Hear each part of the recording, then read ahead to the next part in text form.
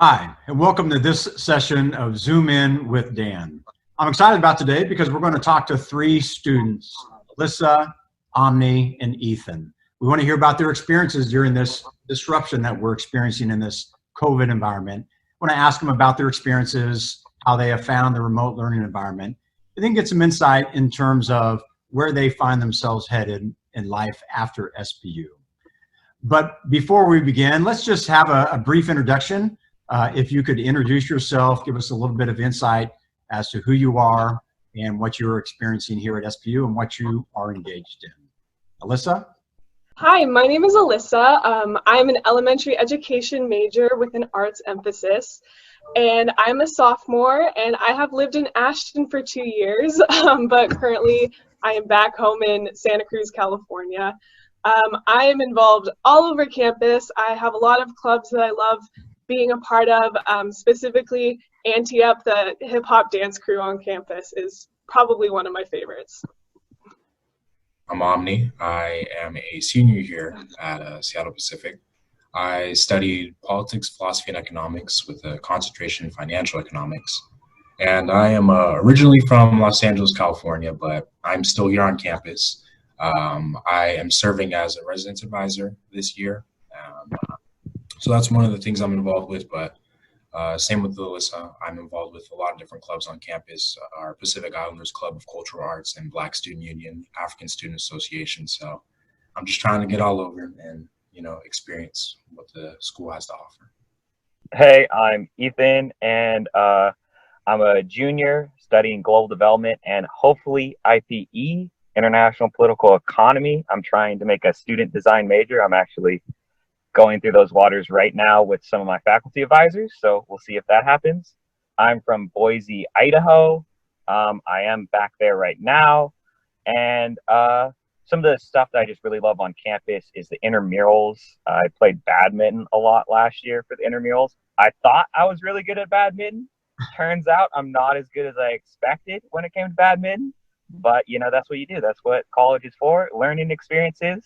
So I need to be hitting the badminton net this summer, getting a little bit better, but yeah. So this badminton, is it you felt really good going into the season about your badminton skills? I did. I thought I was pretty nice at badminton. The person he was my roommate at the time last year, he said he was pretty good too. First few games, we were pretty good. And then we got to, I think they were like the first ranked team or something. And they just slaughtered us. I think we got like 1 point, 1 to like 21. And I was like, you know what? I'm not that good at badminton, but it's okay. Yeah. Well, I am pretty good at badminton, so I'll find a partner and we'll play sometime. For sure. All right, let me ask you a question to each of you. We'll start with Alyssa, I'll go Omni, and then Ethan. Tell us about how your world changed as we looked at concluding the winter quarter in a remote learning environment and then moved into the spring. We went through a variety of stages as universities. We concluded winter quarter, and then we made the decision to move spring quarter into a remote learning environment. But tell us about your world and your rhythm of life and how that changed for you. Yeah, it's definitely a new experience being home and having to work on college, just different classes. I found it's really hard to focus in my own house. Like currently I'm in my bedroom and my bed is like right over there. So I kind of just want to take a nap all the time. But yeah, it's been a new experience just trying to find ways to study and like be like the best student that I can. Kind of reiterating that, I think moving from being in the classroom and seeing everybody around campus and studying in groups was kind of difficult as we started to transition into everything online. I spend a lot of time at this desk and in the room, and that can be a little tough trying to separate personal life from academics. So just finding that time for Sabbath and making sure I'm in a good headspace can be a little difficult, but it's necessary during these times. And finding that motivation during the last quarter of my last year can be a little tough too, to be honest. But so Omni, how have you done that? How have you found space for your own personal renewal and to manage this disruption? I think two things that I've done is getting outside, walking, skating, doing whatever I can to just get out of the room and make sure like I can take a breath and stop looking at a screen for a little bit. And then another one too is I really like listening to music, and sometimes I'll just dance around the room. So I feel kind of bad for people living around me because it can be a little noisy, but it's fun to just kind of move around and empty my head and just kind of feel like I can release a few things. But Like Ethan and badminton, we'll have to have a dance off someday. yeah, I'm bet. Ethan, how about you? I think the transition was really interesting for me because at the end of last quarter, I was taking a global health class. So almost all the way through the halfway point of last quarter, we were talking about this ever evolving situation. And it was interesting. We were talking with some like epidemiologists from UW and all these different things. And as we were transitioning over to that, we saw all these things that we had been talking about. And it really put into reality some of the public health measures that we were talking about in that class and how it really transitioned into real life, which was kind of an interesting learning experience. And then also just put into the reality of like, okay, so how do I take what I was just learning and now put this into my life and make sure that I'm applying things that you normally like, oh, when am I going to apply this stuff to college? That really happened very quickly for me. And then also it was a little difficult because one of my favorite professors, this was his last quarter, and it was my last class with that professor. So I was really looking forward to that. And so it's been hard because he's kind of really focuses on long lectures, and that's kind of where he brings a lot of the information into the classroom. So it's definitely been a transition to sit through, an hour and a half, hour and 45-minute lecture because it's really dense material that we're covering. And it's a little different when you're sitting behind a computer screen and, you don't have that same banter back and forth. Questions tend to be a little bit different just because, now you're on Zoom. So you have to make sure that you like kind of do the little raise hand thing on Zoom. And then it gives him a little bloop 5 minutes later, and maybe he's on to something different. But, as we've got through that, everyone's adjusted. The professors have done a great job on working to just adjust and really make some, changes to how they do it and how us as students do it. And it's worked, but similar to both of them, it's just finding that space to separate when you're in your house, what is school, what is, family time and your regular break time. Tell us a little bit about this remote learning environment and help our viewers understand what that has meant for you and how you have experienced it, the nature of a remote learning environment, and then maybe, as Ethan maybe stated, how have your rhythms had to change within this academic environment to stay intellectually focused and remain with the material, given that we're not able to be together. Alyssa? Yeah, it's definitely been an uphill battle for sure. Being back home, I'm just like around a lot of distractions that I normally don't have, but up in the dorms. Also, I'm I love being in study groups and I love studying with other people, and it's just not the same over Zoom. Even though you can see their faces, it's not the same as like helping them find a problem in a textbook or like showing them with their pencil how to solve a math problem. But yeah, there's been a lot of like reevaluating of what I need to do in order to be the best student, of like, this is the time when I need to study, and this is the time that I need to be in class, and this is the time when I need to take a break from everything and maybe just like be on my phone for a little bit. So it's been, like I said, like a reevaluating of a lot of different factors in my life. The main thing for me is just finding like chunks of time where I can sit down, whether it be during lectures, but especially after. What's really nice is most of the professors will record the lectures, and it's really helpful to kind of shoot back and see, okay, can I go over this? What were some concepts I didn't grasp during class? And kind of just writing everything down. I think it can be tough to transition back and forth because I'll go from typing on the computer to writing notes down, but that's something I've done. It's helped me a lot with studying. But I think outside of that as well, trying to like study with folks and kind of situate that can be a little difficult. Setting up times where we can meet over Zoom and sit down and go through the material. It's not the same as being face to face, but it's definitely something that we have to do just to make sure we're all getting through it. So mine's been a little odd. I'm kind of a verbal learner, so I'm always the guy. If you have a class with me, Omni knows this. I was in international political economy with them, and I love to just ask a question, even if it's just reiterating a point. That's just really how I learn. So I've been, even just after like classes ended, sometimes I'll just like talk out what I just had learned. So be like, okay, this is what Hernando de Soto was talking about, and I'm just talking to myself like property rights, da da da da da. And because it's such a different environment, that's really allowed me to still kind of get that information into my mind, where maybe it's not the same of me going right after class and talking with the professor, or talking with my friend to my right about what we just learned, but still like vocalizing that and trying to have some normalcy in it is kind of how I've gone about it. It's a little odd. I'm sure my parents are like, what the heck is he doing? But it's been working for me. So to the three of you, what should we take away from this experience, this remote learning environment, that you have found helpful and that we should integrate into our academic curriculum moving forward?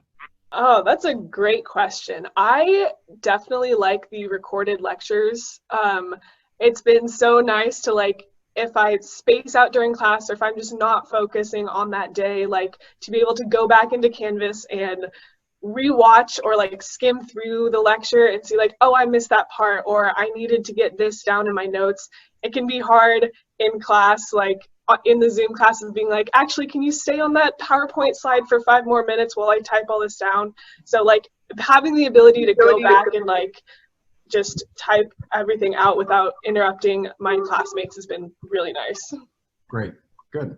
Something for me is just being able to having the confidence to like reach out and say, okay, can we meet, whether it be reaching out to my professor or other students or my peers, and just making sure like we can do that, whether it be in person or over some other form of, whether it be video chat or whatnot.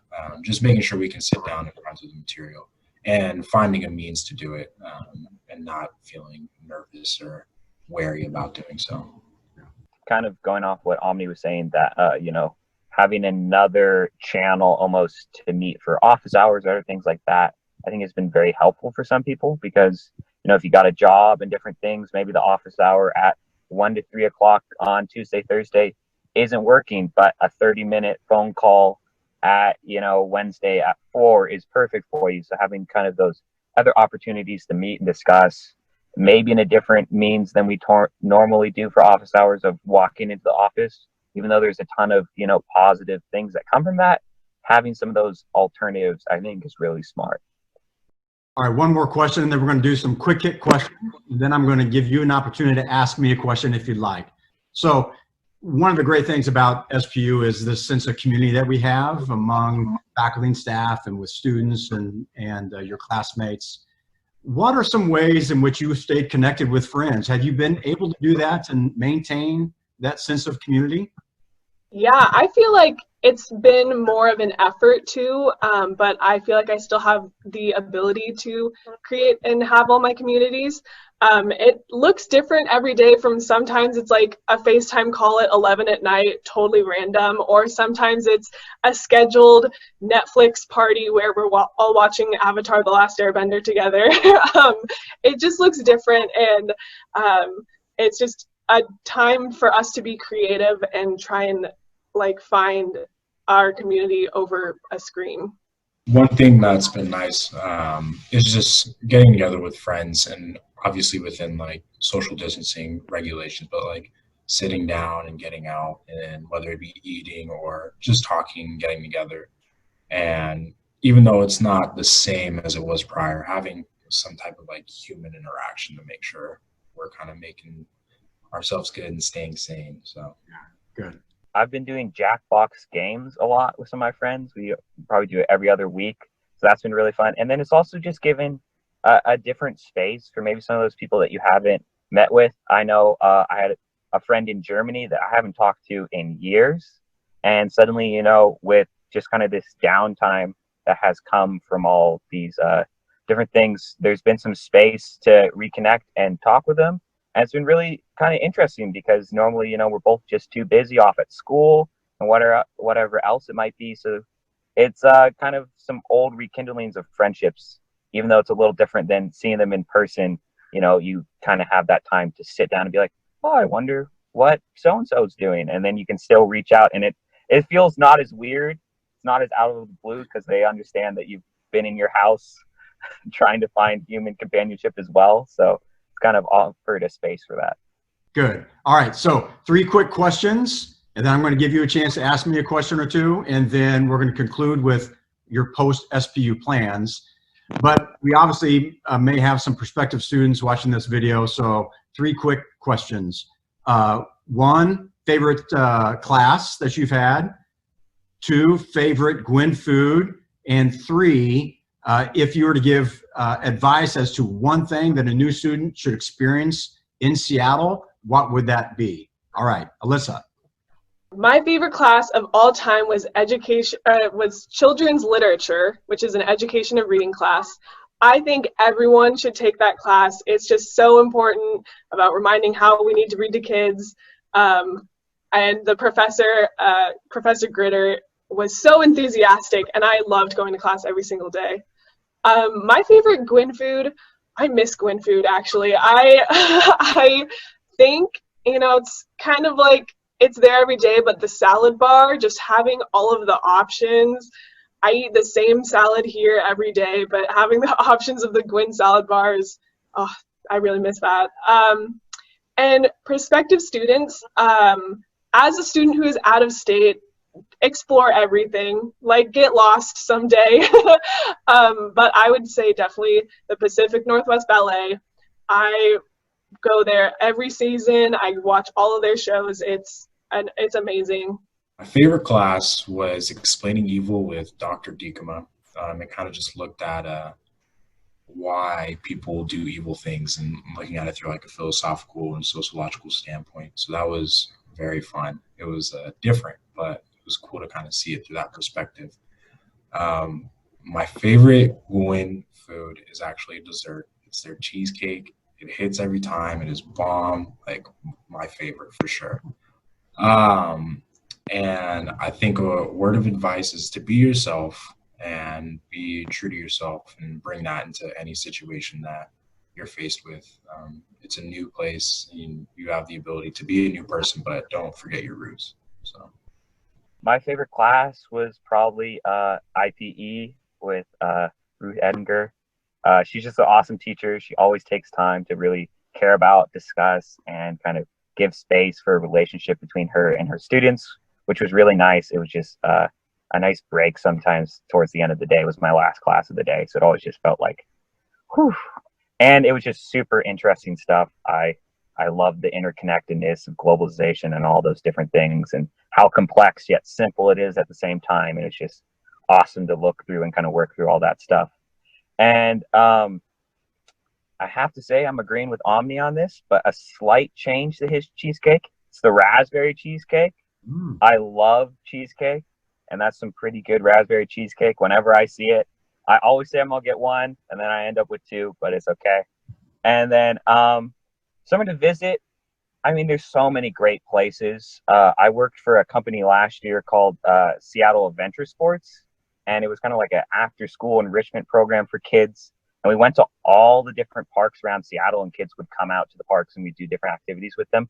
Explore all the wonderful parks in Seattle. There's so many cool, just little park that you come by and you're like, oh, wait, this got a beautiful look at Mount Rainier. And, you know, it's overlooking the ocean and all these different things. Explore the parks. There's wonderful park systems in Seattle. And it's just a great place to kind of escape, meditate on, and just like have a nice little picnic or whatever it may be. So I would definitely say there's some hidden gem parks out in Seattle. Well, very cool. Okay, so before the last question of where you will be post SPU, any questions that you have for me? I'll throw one out.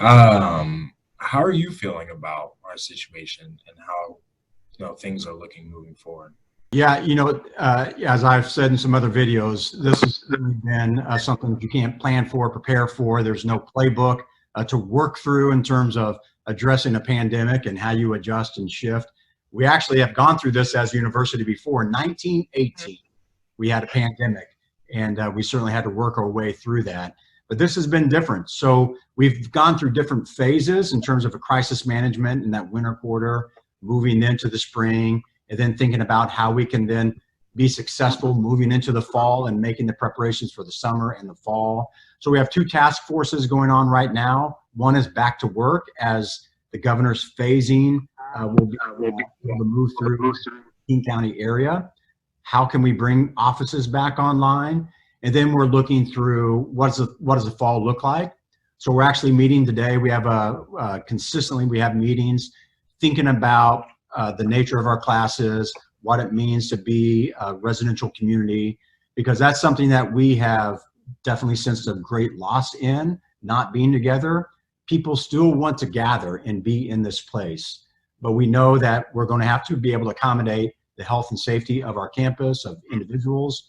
And so we are planning for an opportunity to be in person, knowing that it will likely look different than what we've experienced before.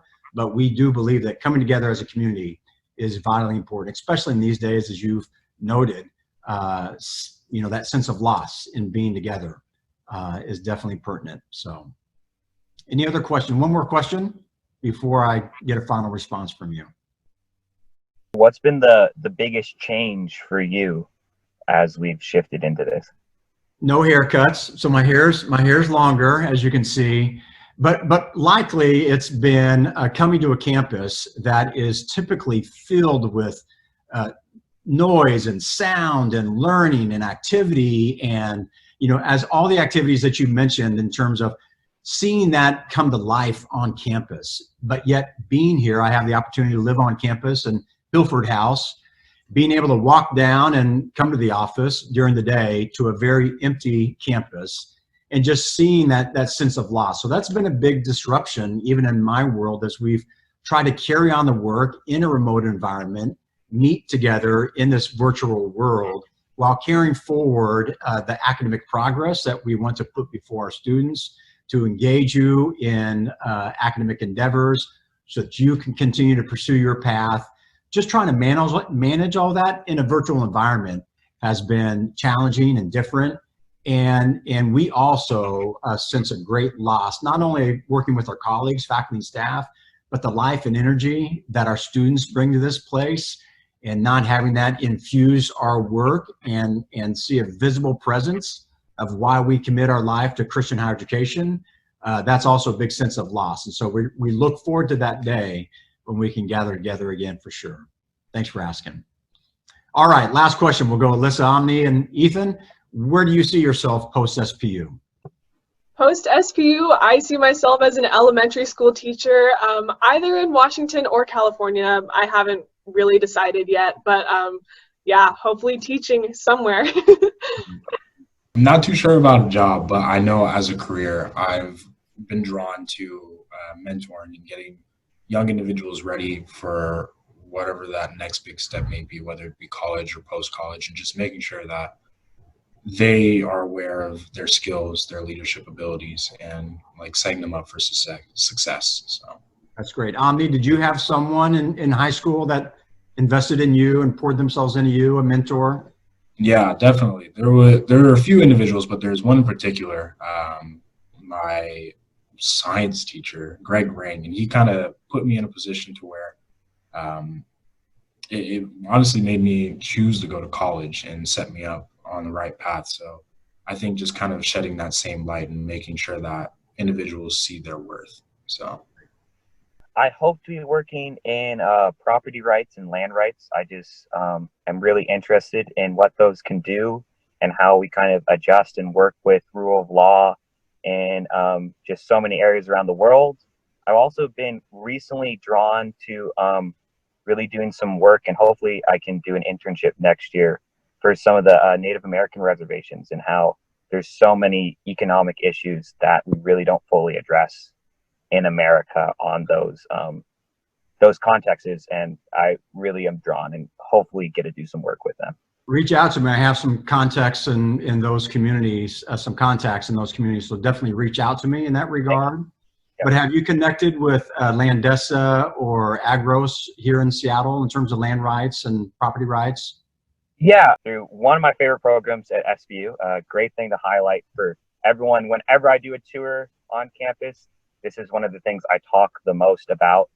It's our mentorship program. Going kind of to Omni, mentors are such a huge piece of just kind of the path you take in life. They can just have, a monumental kind of push for you when it comes to a lot of things. And through the mentorship program, I got to meet with someone at Landesa Design Muwatsu, great individual, really kind of helped open my eyes to a lot of this kind of side of development with land rights and property rights. Gave me a lot of great connections, and really just, it makes you kind of have an eye-opening experience of, is this what I'm interested in? Could I see myself doing this?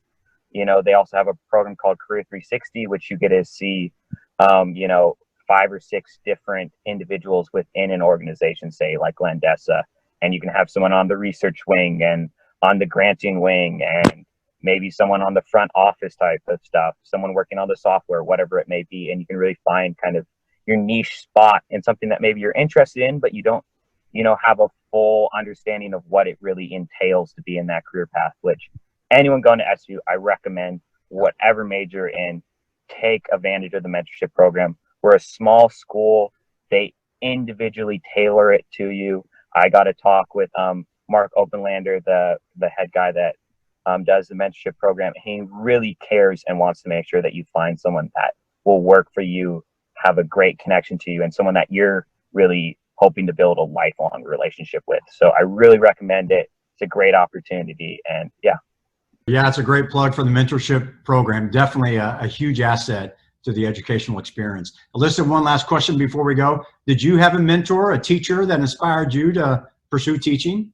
I absolutely did. Yeah, it was an after school theater program, and she let me lead on a couple of classes for the younger kids, and I just fell in love with teaching and adding art to teaching. So it was definitely a huge impact on my life, and she's the one who actually encouraged me to go to SPU.